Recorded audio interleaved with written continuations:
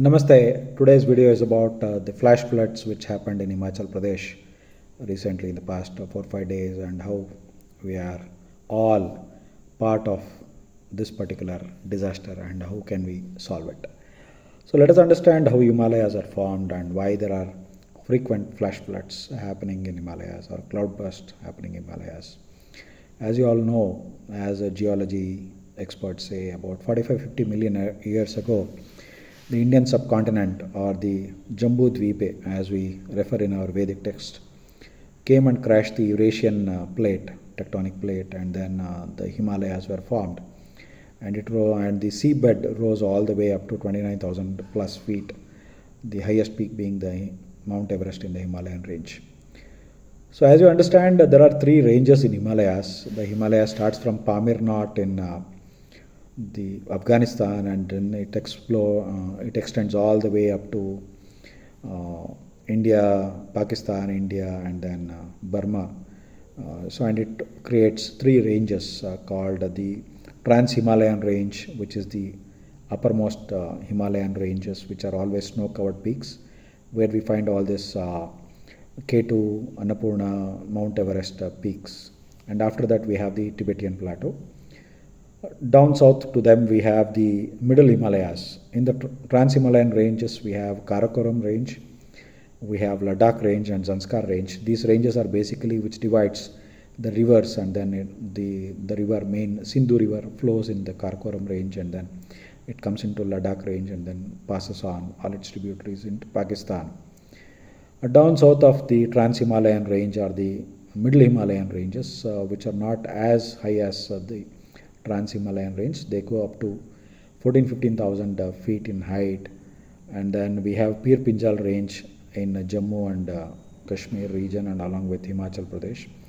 And then we have the Dhauladhar range, which actually gives way to Ravi, Vyas, Chenab and Tavi Valley. So these are the things where these rivers originate, and then they cut through the Himalayan range of middle Himalayas, and then they enter the Shivalik range, and then into either the Gangetic plain or they enter the Sindhu Valley river systems. And then we have the Shivalik range, or the lower Himalayas as people say, and this is the places where the lower parts of Jammu Kashmir and the Himachal Pradesh, where mainly the Kullu Manali places are there, ranging from 3,000 feet up to 8,000-9,000 feet of height. And these are very lush green in nature, and we have a lot of pine trees.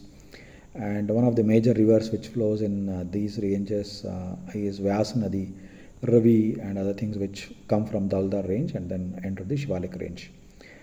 So the Shivalik range is mainly made out of gravel and aluminium soil, or the sandy clomy kind of soil, clayey soil. So when the rains or the clouds come from the Arabian Sea, they hit the Shivalik range and they shed a lot of water. And off late there are more than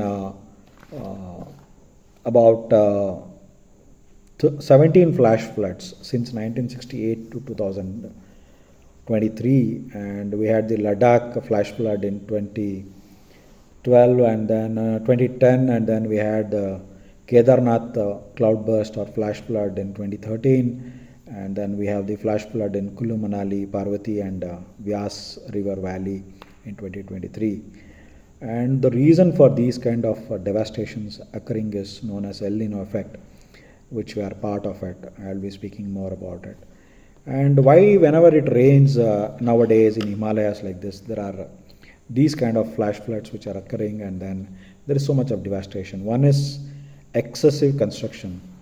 Like I had been to Kullu Manali region in 2010, and then again in 2011 and 2007, and again in 2011 I found a lot of developments happening, and excessive tourism. All of the people in the northern part of India, they want to go to Kullu Manali, and that is becoming hell, and there is a lot of tourist density which comes in. So a lot of concretization, a lot of buildings being built, and then the slopes are no more absorbing water. There is simple excessive runoff, and then there is disturbance of topsoil, encroachment of river banks, the rivers are constricted, and we build the highway all the way from, say, it starts from Mandi and then it flows next to the Vyas river, and then it meanders all the way up to Manali, and then we also go through it up to Solang Valley, and then take the route to Rohtang Pass to reach Leh Ladakh region. So this encroachment of river banks is one of the major problems, and all this topsoil is being eroded, and unscientific development of a lot of things happening in that area are the root causes for this. Plus loss of soil loss and the road cutting and weakening of retaining walls are another things. So as you all see, when you cut a hill to make a road, you are actually disturbing the fragile ecosystem of the hill, and then it leads to landslides. So as you see, there is a lot of soil mechanics involved in the flash floods, and as this soil becomes very weak, and then it mixes with soil. You just imagine a 3 feet by 3 feet by 3 feet volume of water is 1 ton. And when it is mixed with the soil and other debris, it increases to 1.2 to 1.3 tons of weight. And when this is the pore pressure within a small 1 cubic meter of soil, just imagine when there is more water, how the soil gives way, and then it simply bursts. So these are the major things of the root causes for flash floods which are happening, and how we are directly responsible for this. Whenever there is a forest fire happens in the Himalayan or lower Himalayan region, the topsoil is burnt and the porosity of the soil is lost. And once the porosity of the soil is lost, the soil becomes very hard, and there are no worms, there is no biomass which can act like a sponge and absorb the water, and it percolates into the soil. So this opens up a slope for the runoff to happen, and when the runoff is excessive, it starts carrying debris along with this, and then this adds more weight, and this leads to cascading effect or a domino effect, and then we have the perfect recipe for flash flood. So this is one of the main things, and the other thing which is contributing to all of these things is of course the El Nino effect, and we are directly involved in this. I am sitting in Mysore, and there is a 10-lane highway connectivity being built to Bangalore, and the earlier highway was built in 2007 or 2006 time frame with 4 lanes, and most of the trees were cut. And after that, there was no tree plantation done in the Bangalore-Mysore 140-kilometer stretch by the state government. And when the national government took over and the national highway was constructed, the entire stretch is treeless, the entire stretch is barren, the entire stretch is without any green cover. So although the NHAI says they want to put trees and do things, you drive from Bangalore to Bombay, there are hardly any tree covers. Earlier the roads were so beautiful with a lot of mango trees, a lot of neem trees, a lot of other things. Like traveling all the way from Bangalore to Yeshwanthpur and Yeshwanthpur to beyond Kunigal or Nelmangla, it was full with trees, and then I remember traveling in bus just looking at the trees.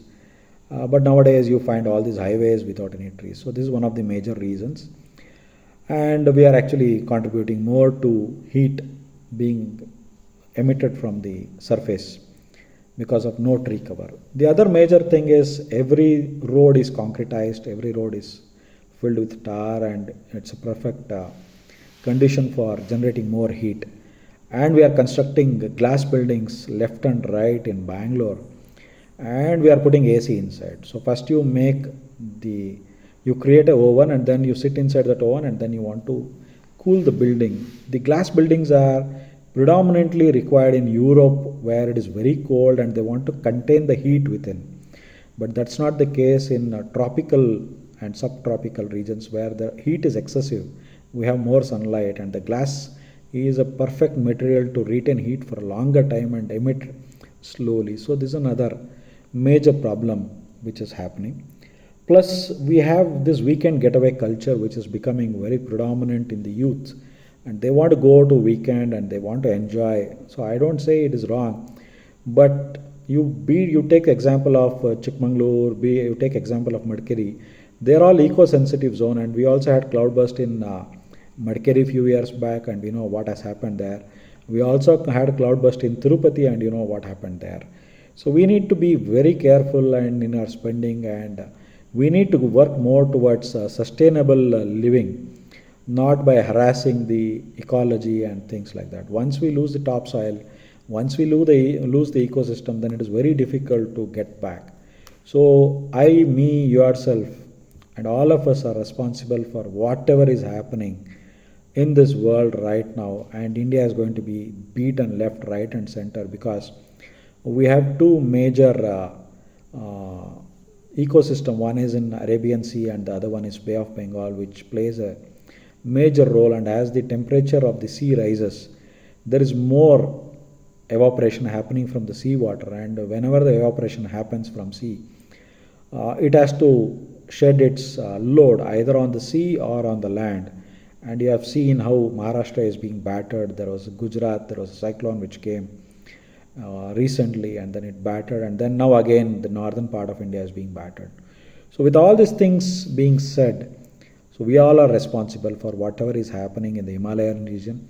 And once we lose the topsoil in the Himalayan region and the Gangetic plains, one fourth to one half of the population of India depends on these Gangetic plains for their livelihood. God only should take care of India. So we should be more responsible towards becoming carbon neutral, and also ensure that every step we take from now on should be local. We should not consume apple which comes all the way from Shimla or Jammu Kashmir to South Mysore. What is the amount of diesel that we spend in this transportation? And we are getting goats and sheep from Gujarat all the way to down south Karnataka, and we want to consume. So just see how much of carbon you are adding every day in every meal. So let us go local, be more vocal to local, support your local farmers, and then in every step we need to take, we need to see how much of carbon we are adding in our logistics. So with this I would like to end. I know it is a very long video, but then I, me, yourself are all responsible for whatever is happening. Thank you.